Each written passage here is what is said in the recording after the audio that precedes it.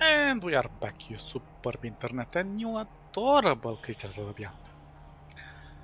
So last time, after our lengthy reading through this computer console, we left over here next to Abram.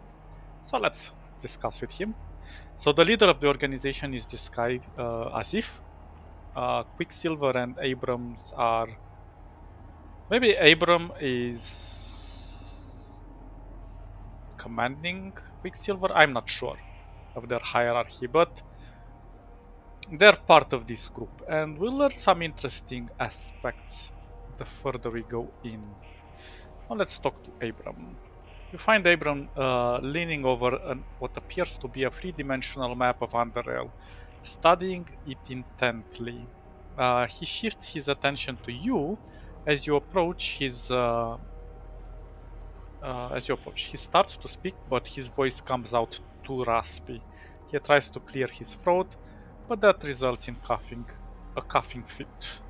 Finally, he composes himself and addresses you in his usual wheezing voice. I had a good wheeze feeling about you, wheeze, since the time you helped wheeze us free, Maura. It does not wheeze surprise me that you found wheeze your way here.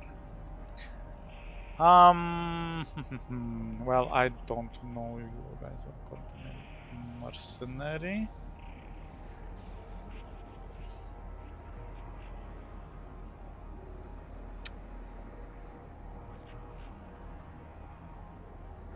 Your own. Well, what the hell is this place? He coughs. This is the Oculus, the eye. What's with the hologram? It is a geopolitical map of South Underrail. We keep track of various stations and communities in South Underrail and record relevant information. I need some geopolitical information. Which station or faction in particular is of interest? The place we track are marked on the map. So free drones, the rig, core city, foundry, junkyard. So these are all in the south. In the south Underrail, nothing from the north. Okay, let's go with Southgate Station.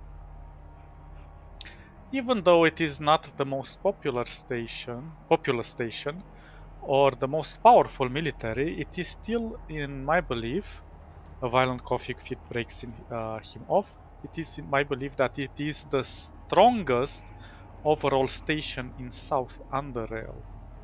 And that is true, as I said, they collect the best of the best, including us.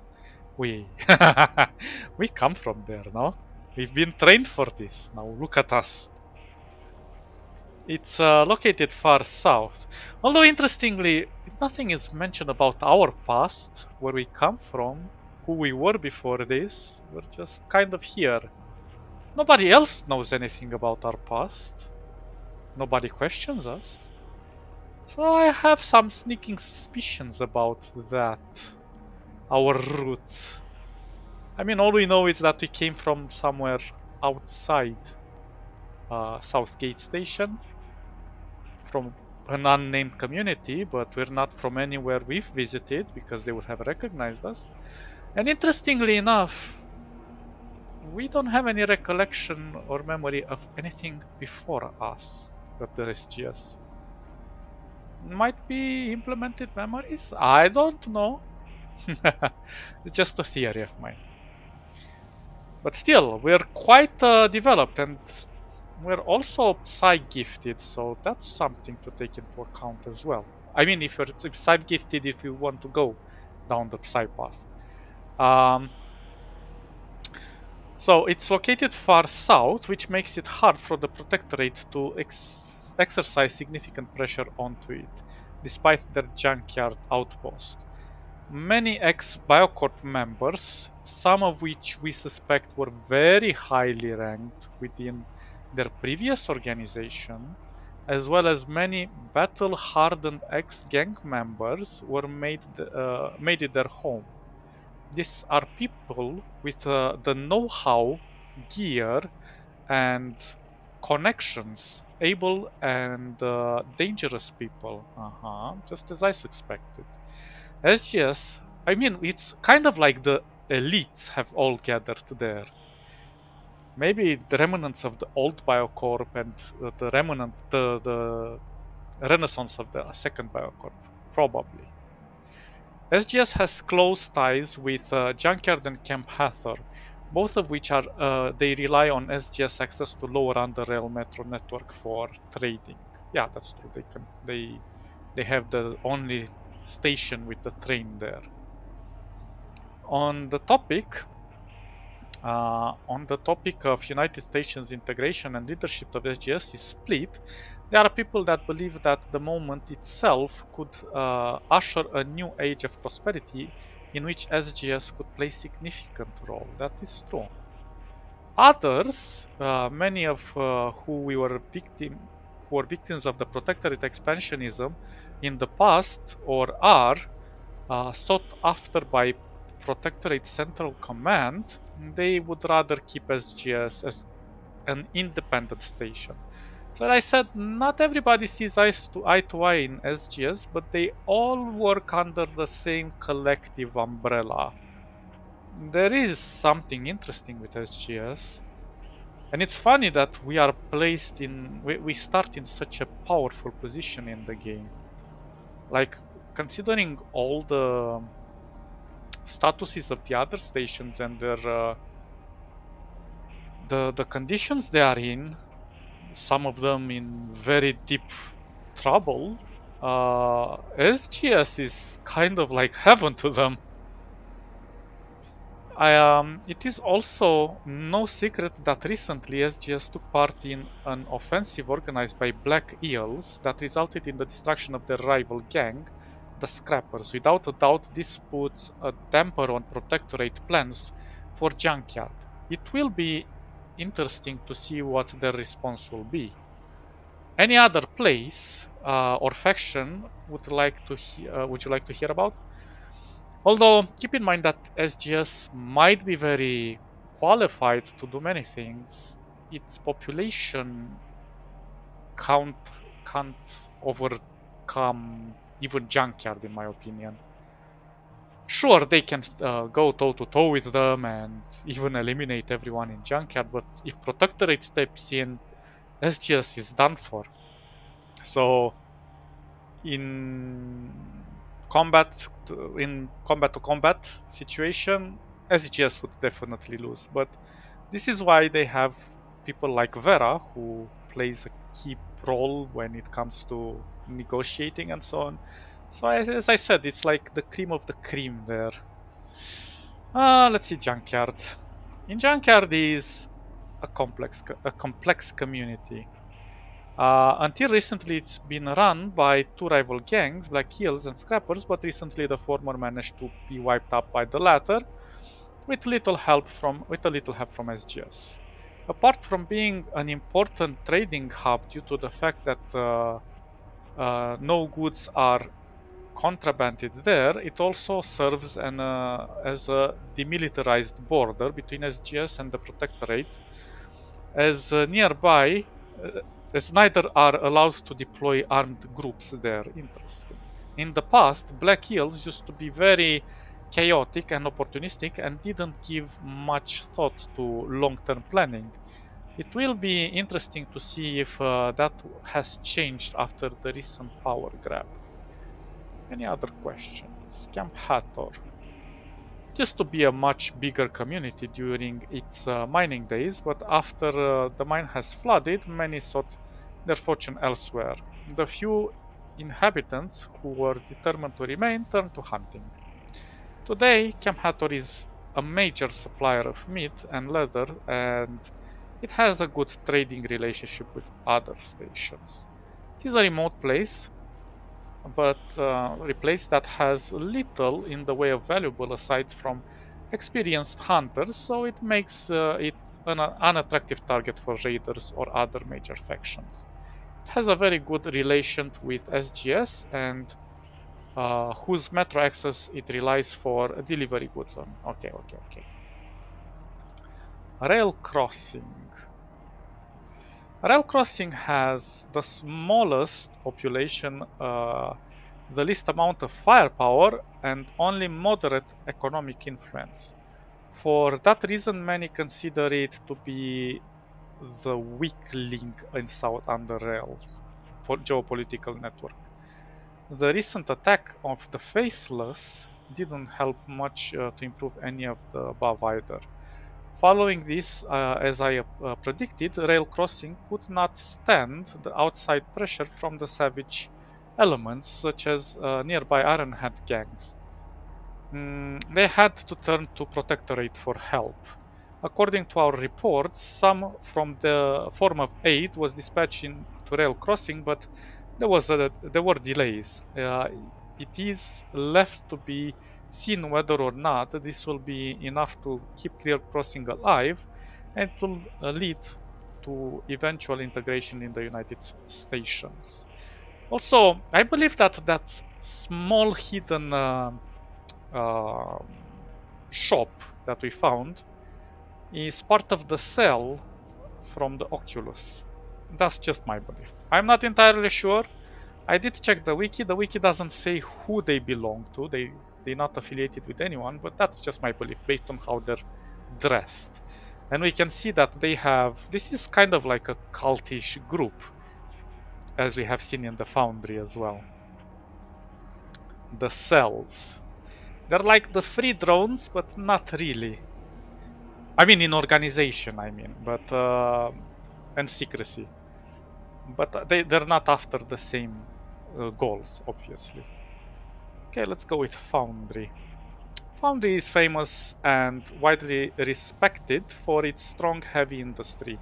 It has the only working metallurgical facility in the entire southern underrail, so there is nothing else to compete with it.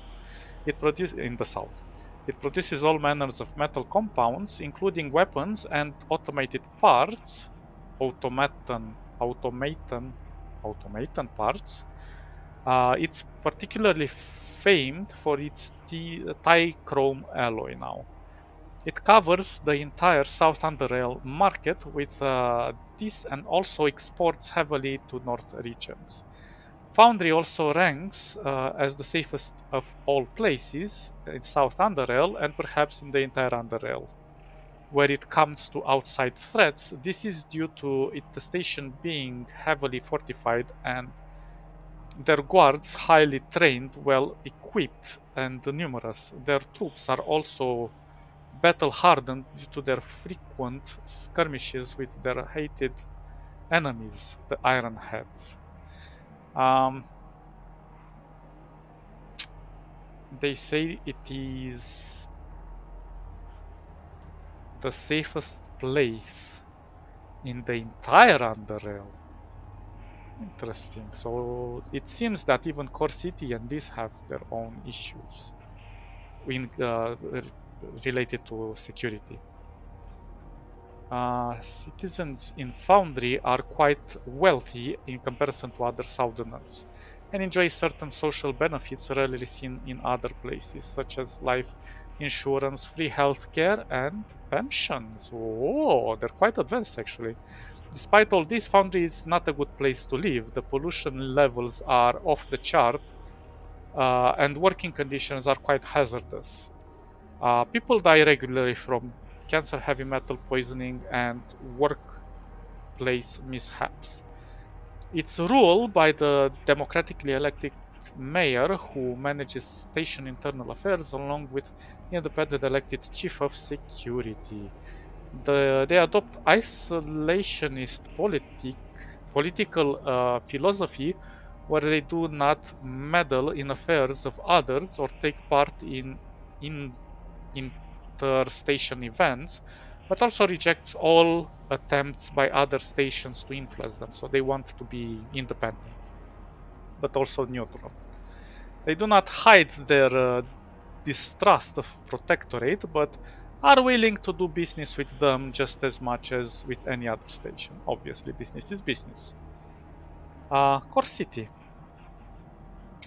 This is the largest state of South by both population and territory. Core City used to be Biocorp's main urban hub that housed a number of R&D sectors. Um, Following the protectorate takeover of Biocorp up north, the elements of discontent in the core city's hierarchy used the opportunity to stage a revolt. So the northern was the administrative part in this city, and then core city was where the population, well, probably the rich population, thrived in old Biocorp, probably. Who knows? It's a rather complex system of stations and so on. So the cities have their history of their own as well, how they developed and so on. This revolt was led by second in command of Core City security forces, Archibald Knight, who was later joined in the fight by Rupert Simmons, one of the highest ranking Biocorp technocrats. Yes. The revolt was successful, but eventually led to further infighting between Simmons' newly established company Cortec and Knight Group's Praetorian Security. For several years, Core City was in state of chaos at war between the factions ranged. At one point, though, as the threat from external organized gangs mounted, truce was established. Eventually, this truce turned into long-term peace. An agreement was signed by Simon and Knight. The argument settled most of the territorial disputes of the time. There was, however, still a lot of blood between the members of these factions due to years of very brutal civil war. In order to vent the frustrations, an arena was created, or rather, it came about on its own. An arena where people went to settle their disputes. Interesting. In time, this arena grew and became quite an attraction. Then a powerful businessman, Gunnar Edstorm, arrived from the east, from the far east, late, true, but it turned out late was just right. His newly formed company, JKK, joined in the blood sport business, completing all previous efforts, and with that final turn the arena into a tourist hotspot that it is now. Thus, the oligarchy was born. Concerning the three factions today, they still compete against each other, often violently, but their desire to make money through the arena and trade override their desire to kill each other, and reigns in any ambitions to become the sole ruler of the city.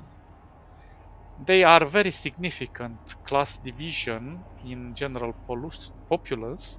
A great number of utterly impoverished people occupy the slum called Drop Zone, located on the fringes of the city. Violence and death is commonplace there, even within the middle class. There is a lot of struggle for money and territory, and this has given rise to many gangs. Unless you are in upper echelons, core city, it is a dangerous place to live.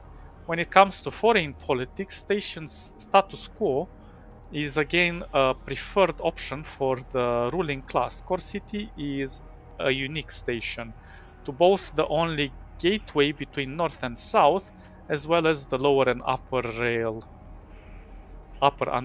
And that is true. It's kind of like this pivotal element that has one main huge elevator, and that can take you to many places. To this very, well, it's kind of like the border between everything. It's really cool.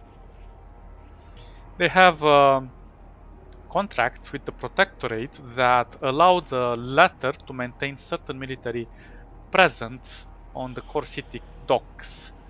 But the flow of troops from the north into their base in the south is strictly regulated in a way that oligarchs consider it's necessary in order to prevent the protectorate from becoming a threat to the core city. Mm. So they're trying to kind of force the protectorate not to intervene on their territory. Although, to be honest, the protectorate and the United Stations up in the north are far more organized after the fall of the second Biocorp. They seem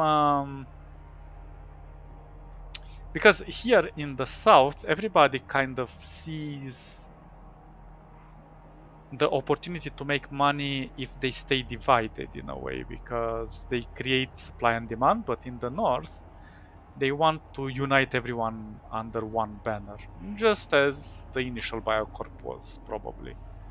But regardless of what names they take, it's still just another Biocorp, I suppose. Ah, interesting. How effective these restrictions have been, it is for debate. Some argue that the oligarchs are making a mistake of allowing any troops at all to pass directly to pass since the protectorate is establishing production facilities in the south that are capable of arming and outfitting these troops to boost their combat effectiveness well beyond that which was initially estimated. Ah, so they do see a threat there.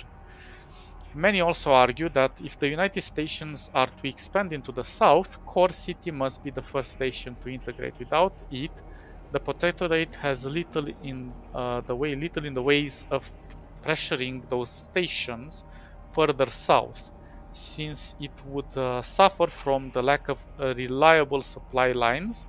We can see this in the case of Junkyard and SRO. But this, as it may, no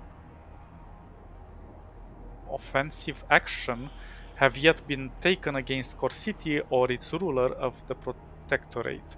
And the United States politicians have also been quite careful in their political language when talking about potential integration and not to jeopardize the current arguments. These days, it seems that the primary threat to Core City are the faceless rather than the protectorate. At least that is the popular perception in the city. Hmm. The rig. The rig is quite interesting. The rig, a black eel controlled platform located just north of the Scrappy Narrow at the southern edge of Core Rig. Its construction began in the time of when Biocorp's downfall was still reverberating some 14 years ago after the second Biocorp. And it became fully operational in 2 years, although it has been expanded since.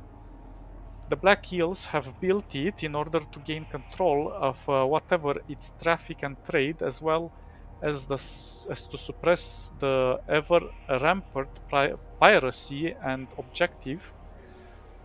They've been both successful and unsuccessful depending on the time period. The rig itself is a strategically located and heavily defended position littered with auto turrets and its perimeter patrolled by numerous armed jetters.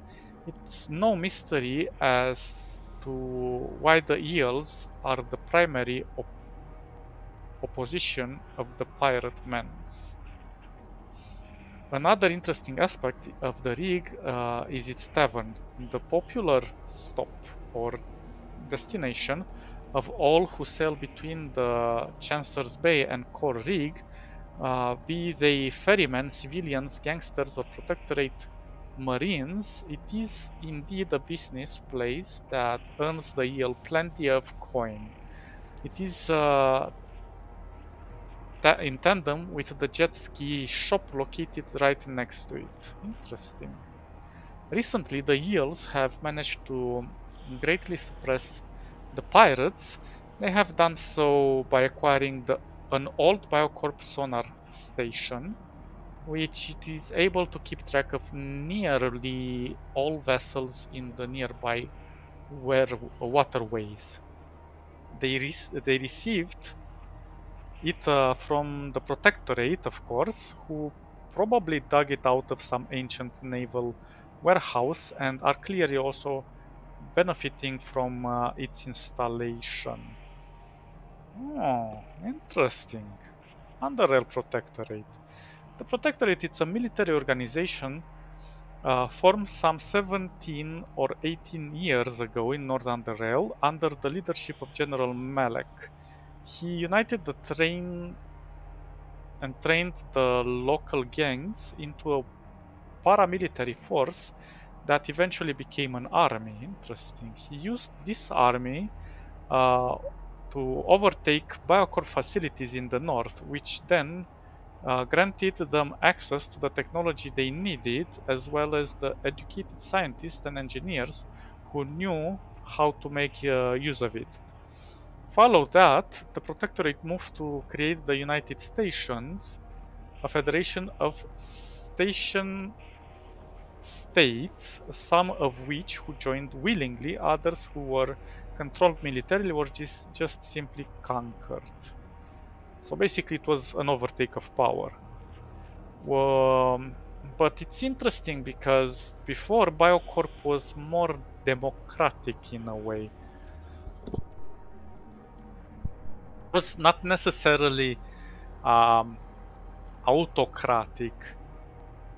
Although those circles existed, they still functioned as a corporation in a way because it was probably based on influence, merit, and so on. But as it happens in corporation, they got corrupted and done some nasty things, so people just got upset with them.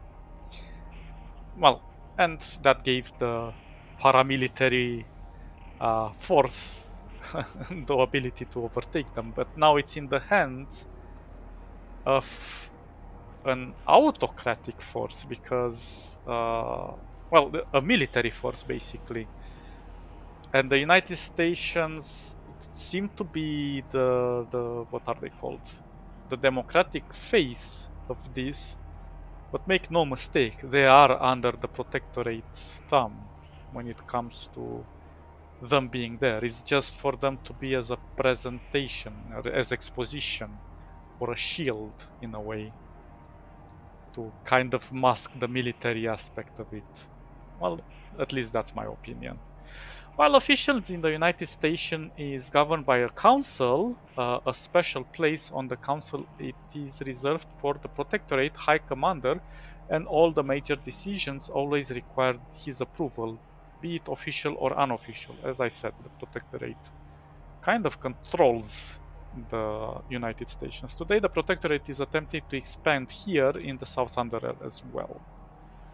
In the recent past, they managed to restore and occupy a metro station in the south, now called South Railroad Outpost, or SRO for short. They used this to set themselves up an embassy in the junkyard. However, as GS took part in the offensive organized Black Eels, which removed the scrappers from the map, that significantly changed the political and power landscape of the junkyard and severely undermines the chance of any type of integration into the United States, for now at least, anyway. Any other place or faction you'd like to hear about? Free drones. Free drones movement has been around for as long time up north, but it's a relatively novel thing in these parts. Basically, they are a group of anarchists whose main goal is to fight back the protectorate expansionism. No, I'm curious why. Depending on who you speak to, they offer different reasons for doing this. But the most common includes the distrust of the protectorate and the historically proven inherent of evil or of imperialism or any type of great nation state. Most of them would prefer our metro system to be set of small independent communities that cooperate peacefully in such things as trade and technology. But again, we can't stop unification. In general, societies do want it to be like unified and create this uh, bigger groups because, well, humanity is always driven by safety in bigger numbers for one, but they also have this, well, how should I put it, dependency of just unifying everyone under one global rule. Okay, the Faceless.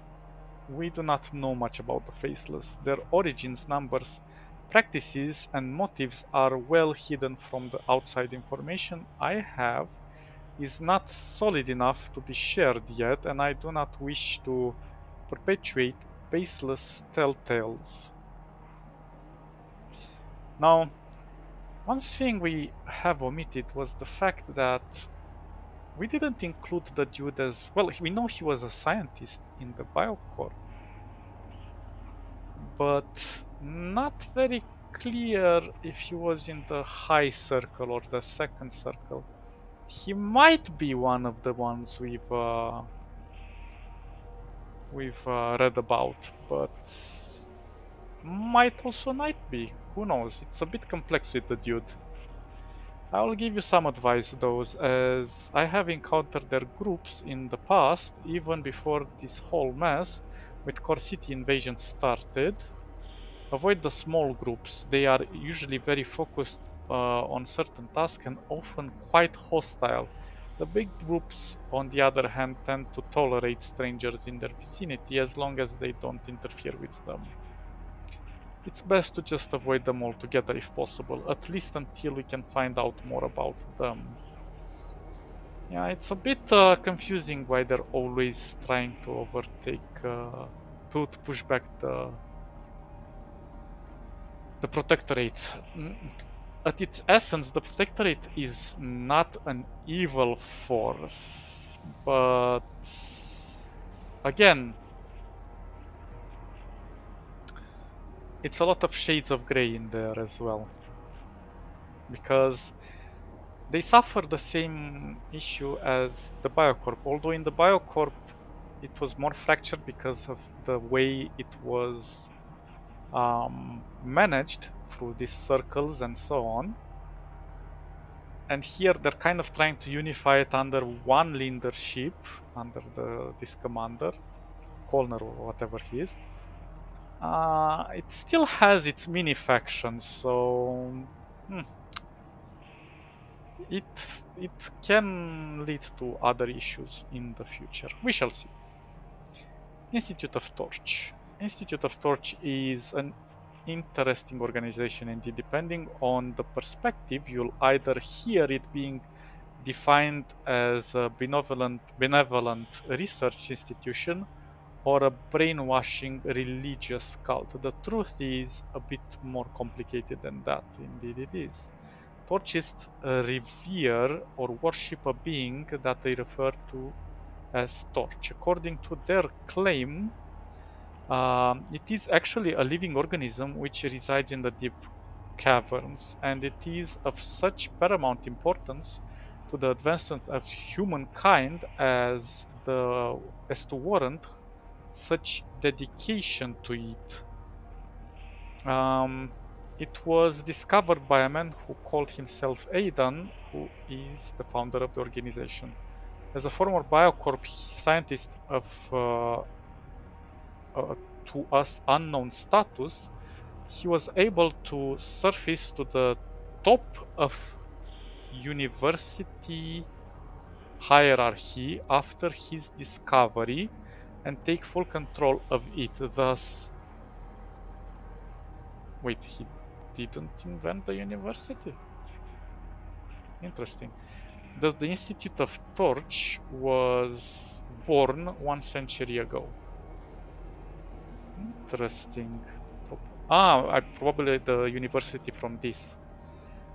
Um, Everything I've told you so far implies it is nothing other than a mere cult, justifying the second definition. However, as surprisingly as it may be, the first one holds equal truth as to the second. 1 century has passed and Aidan still lives. They put their money where their mouths were. The preacher advanced through scientific research, most of it involving Torch itself, and during that 1 century they've established probably one of the safest, most civilized and self-contained communities in the Underrail. Granted, they achieved it through a perfect balance of military might, scientific research, and strong emphasis on education, but the foundation indeed lies with Torch.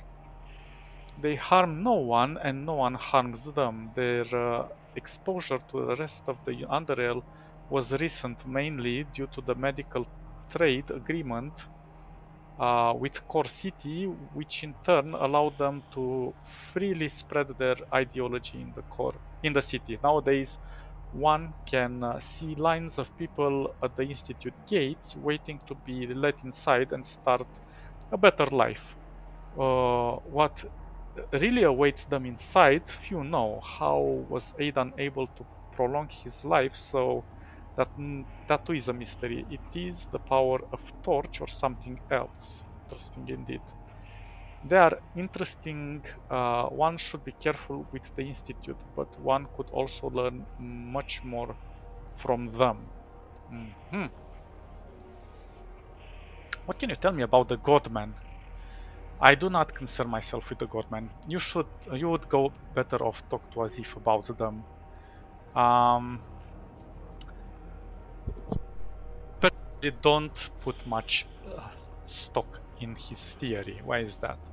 Because I do not believe in gods. They were only ever just men, Eros. He takes a deep breath. And this would not be the first to declare themselves divine. What Azif sees when he stares into that thing is at best the glorified history of its creators, and at worst a megalomaniacal fabrication. Both are quite common in human history. That is true. What can you tell me about the mainframe? Not much. I did not interface with it. I like to deal with emotions to the holographic processing Underrail as he interrupted by a violent cough.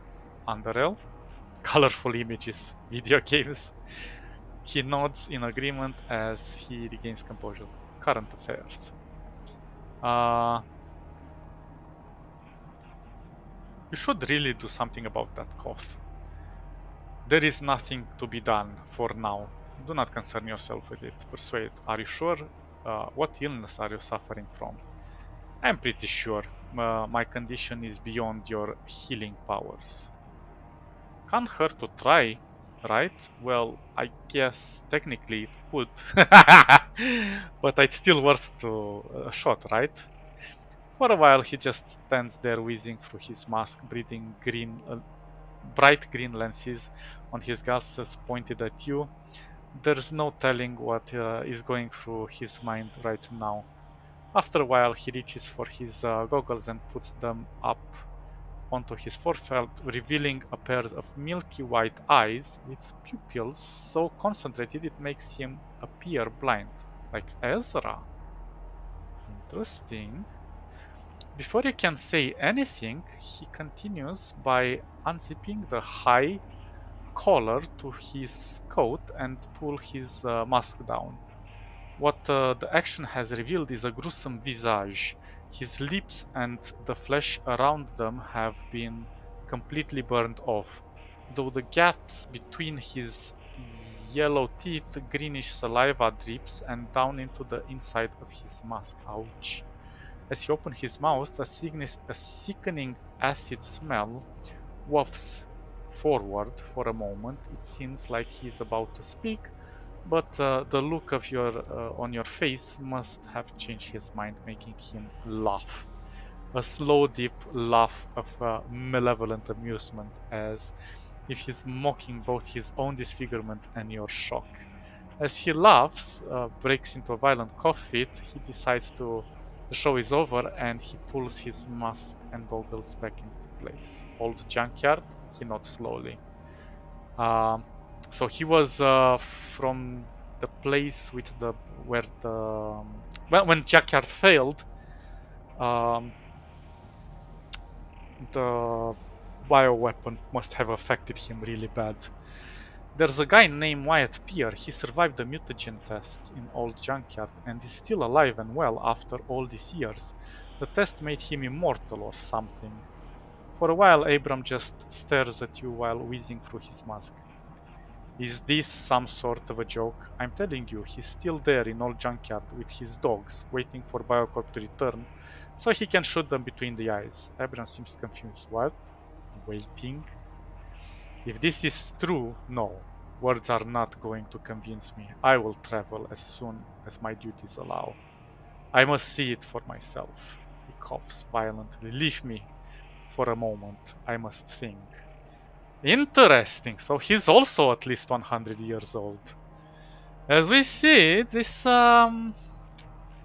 starts to create a new... how should I call it?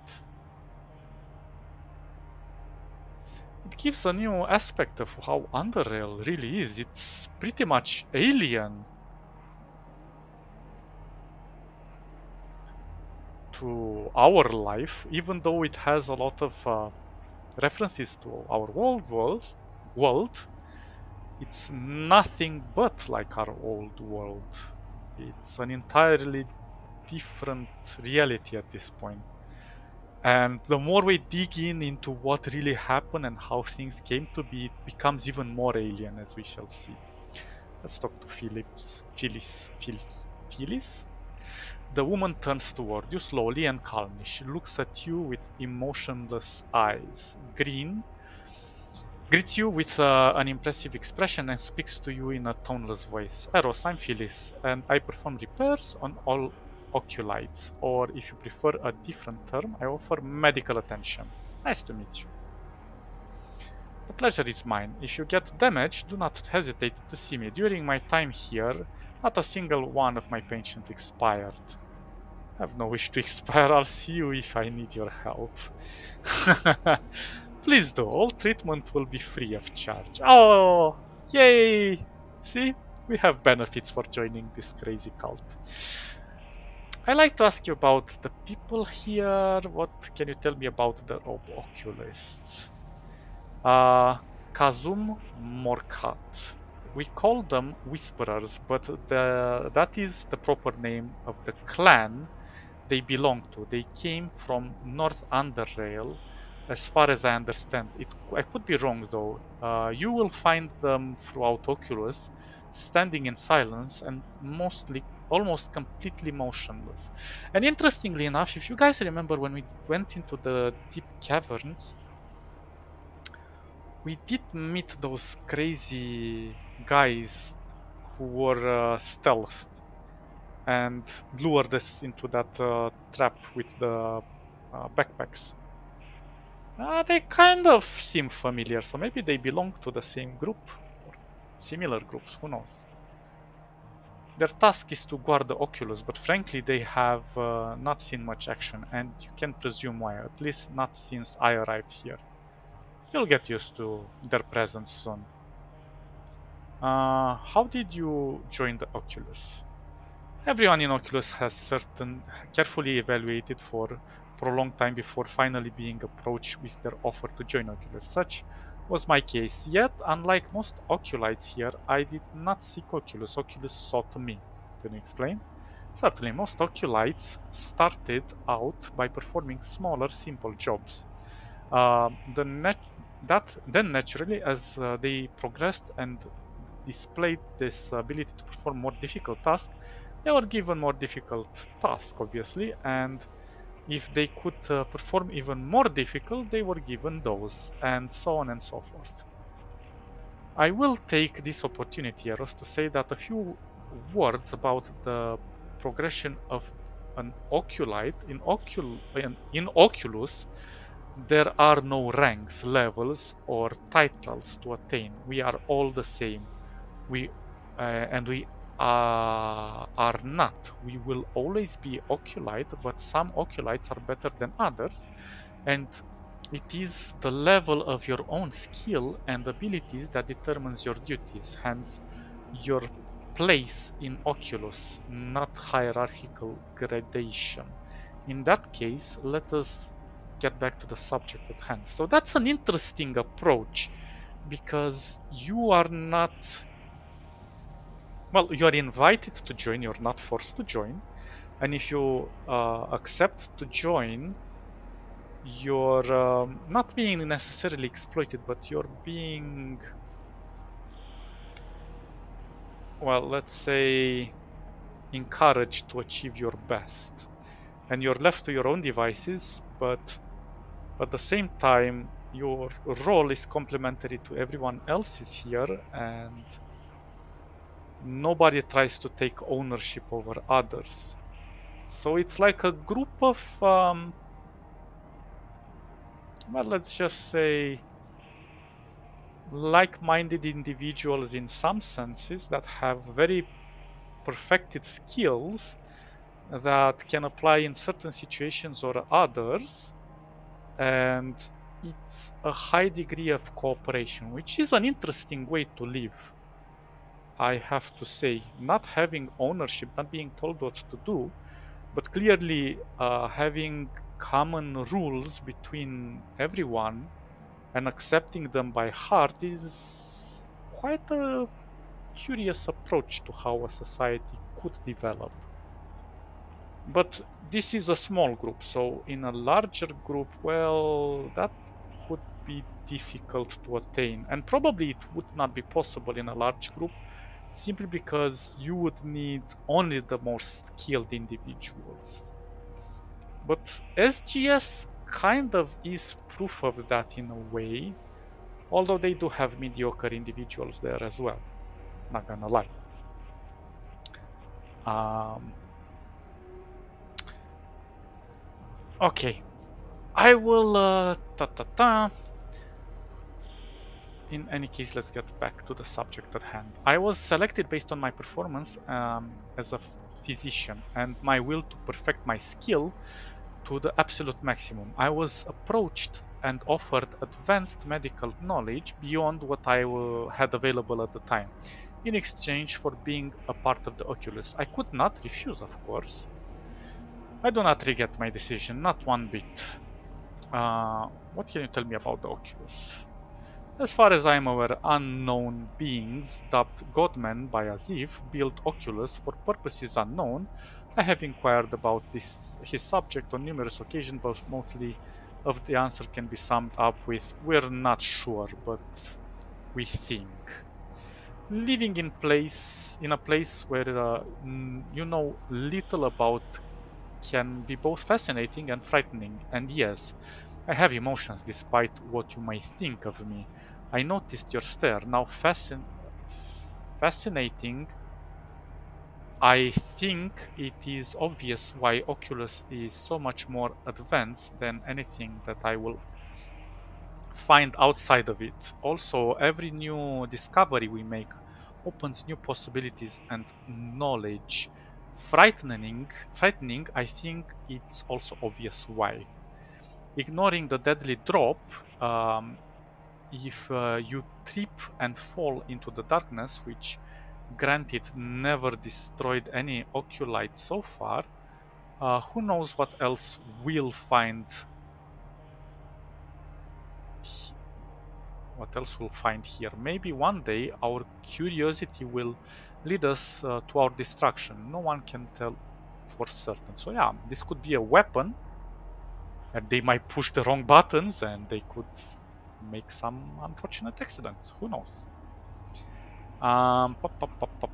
You mentioned repairing the oculites. Oh, sorry, I meant the other option. Although she does have some interesting things. What is this? Okay. Oh, she sells cigars. Interesting. can't sell anything to her though. Oh, we're almost full. Yeah, I have to get rid of some of these things. Those things enhance your Psy abilities. Psy! What, playing as a Psy is very different in the way that you can play with weapons as well, but you also enhance your Psy abilities, can make you a super deadly machine. Or a psionic. It's interesting playing as hybrids if you really know what you're doing, but it's very difficult to attain, and you have to be very, very accurate with your leveling up. Can you can dominate the hardest difficulty in this game, and the hardest difficulty is very rewarding if you know how to play it with very complex class systems and hybrid class systems. Cool. Sorry, about repairing the oculites. Yes, that is what I said. In terms of, is that term bothering you in particular in that particular context? It does actually. How can you say you repair human beings unless there's something missing here? Just find your words of your choice of words strange. That is all.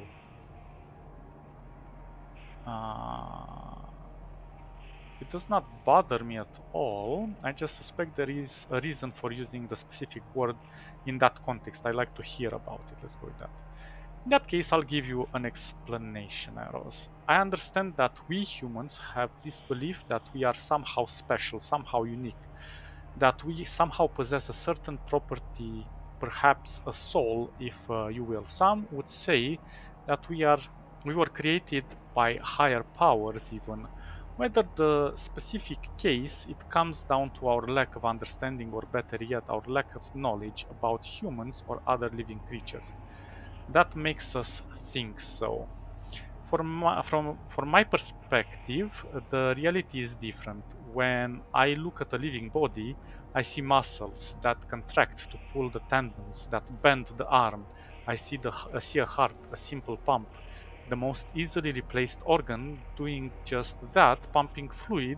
I see that same fluid containing red blood cells, which in turn contain hemoglobin, hemoglobin, which contains iron molecules that bind with oxygen, which is later carried to cells to fuel them with that very oxygen fuel.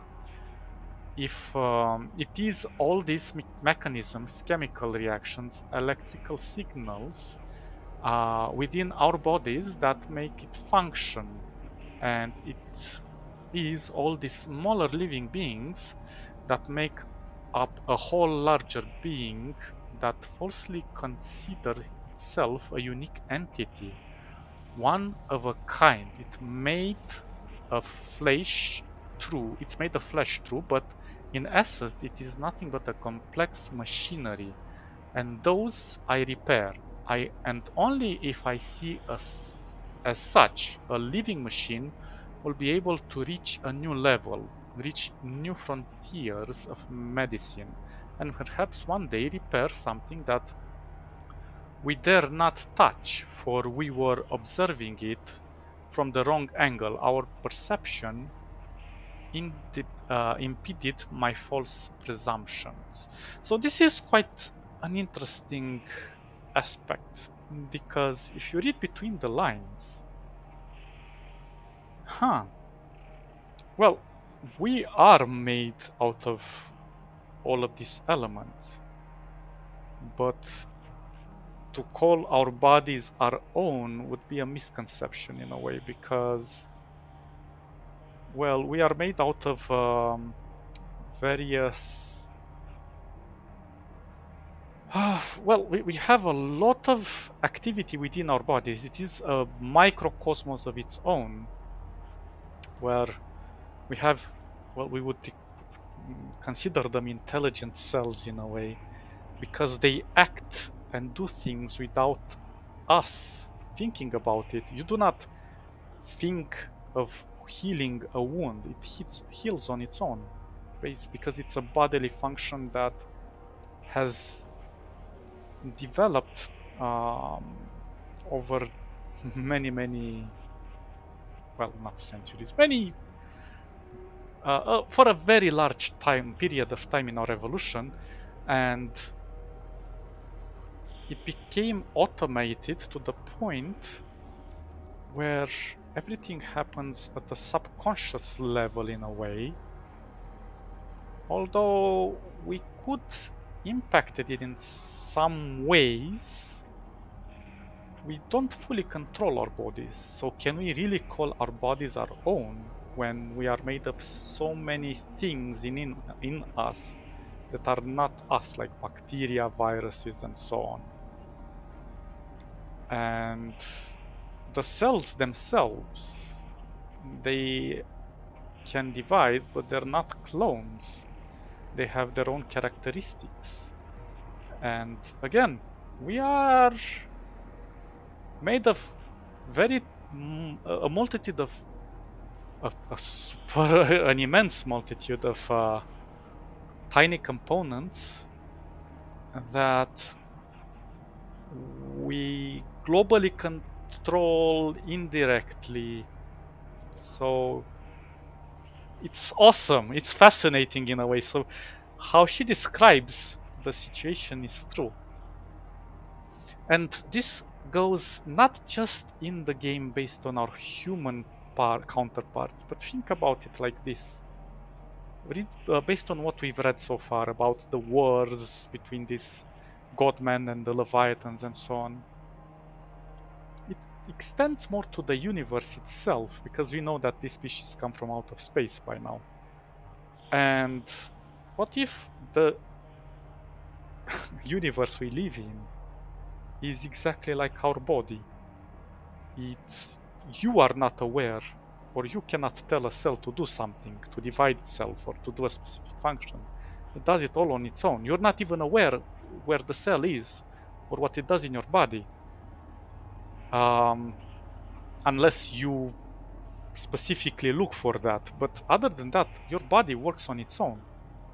So if an infection happens, well, you don't understand the reason why. For you, it's something that it will pass, you can treat it, take some medicine, something will happen, and then you'll be back to normal. Well, maybe the same happens in this universe as well, because let's consider that the universe is this entity that is not aware of our existence, and we could just be inside an atom and in its body, let's say, and we would be so insignificantly small that it would never be even aware of our existence clearly. And but we have an impact on it, but it would never understand why, or it would never try to see that. But it also has an impact on us more globally, and we would not be aware of why or how. So it would be like this conflict of division, that when but there is a connection between us and the organism that we live in, obviously, or our organism and the cells that live in us. So if a cell would have a mind of its own, it would not understand how we, the universe, would affect it. But we could destroy it in an instant, not by malevolence, just by pure accident. So yeah, it's quite a deep psychological dive if you read in between the lines. Anyway, sorry for my long rambling rants. There you are, and more things that I like to point out wherever this discussion gets brought up. All living things, including us human beings, are mainly made from some of the most common chemical elements: hydrogen, oxygen, carbon, and nitrogen. If we were somehow special, somehow unique, or yes, even created by something or someone greater, in that case you believe something like that, then why aren't we made from, say, polonium or bismuth? Yes, that would make us very unique, don't you think? That is very true. Think about it. I have not told you anything untrue. That is very, very, very, very, very true. What about the people here? If you want to know more about other oculites, ask them yourself. That is my recommendation. Goodbye. Very fascinating characters. Super, super awesome. Now, this elevator will take us to a place that I can't wait to show you guys. Nowhere. We are on the. Are we? No, we are on the first floor. There is the storage, and there is the lower floor, and then the apex.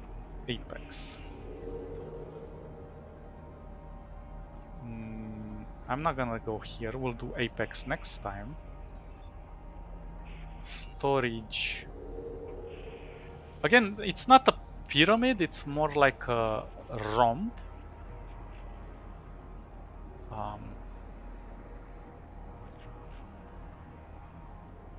Well, not even a rhomb. Well, I don't know. Sort of like a rhomb, perhaps. Or two pyramids opposed to each other, stacked. What's Constantine? Okay, that's for things like this. I want to show you a very cool entity over here. And that is...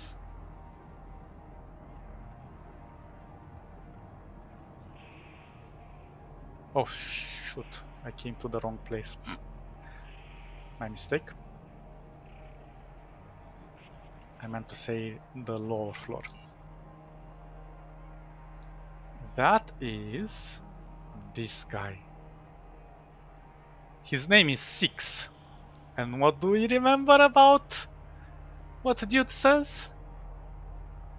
Don't be wary with sixes, and especially people with 6 fingers. Which this guy has. But we will get to know this guy next time, because this guy is super unique. Now this guy is unique. Okay, I'll just leave this cliffhanger right here, because there is a lot of reading going on with 6 and much more. And we haven't even scratched the surface of what this game is all about. There is just so much lore. It's beautiful. It's beautiful. This is why I really consider Underrail a piece of art, because if you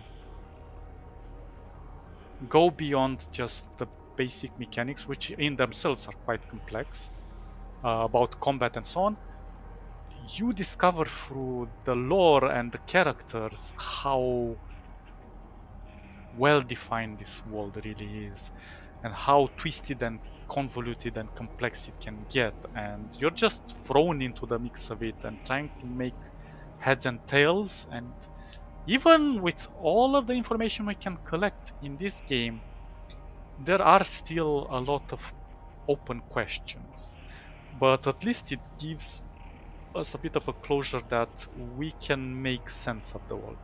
But of course, you can just play the game without thinking about all of this and just say, oh, it's a nice shooting game. Still, I believe that in all CRPGs, the lore is the main driving force. So this is why I'm also focusing on it. But that's just my perspective. Of course, everybody plays the game however they wish. I'm just trying to present the game from a different angle and to enrich your experience as much as possible. And I hope you like it. Stay awesome, guys. Catch you in the next episode. Bye, bye, bye, bye, bye.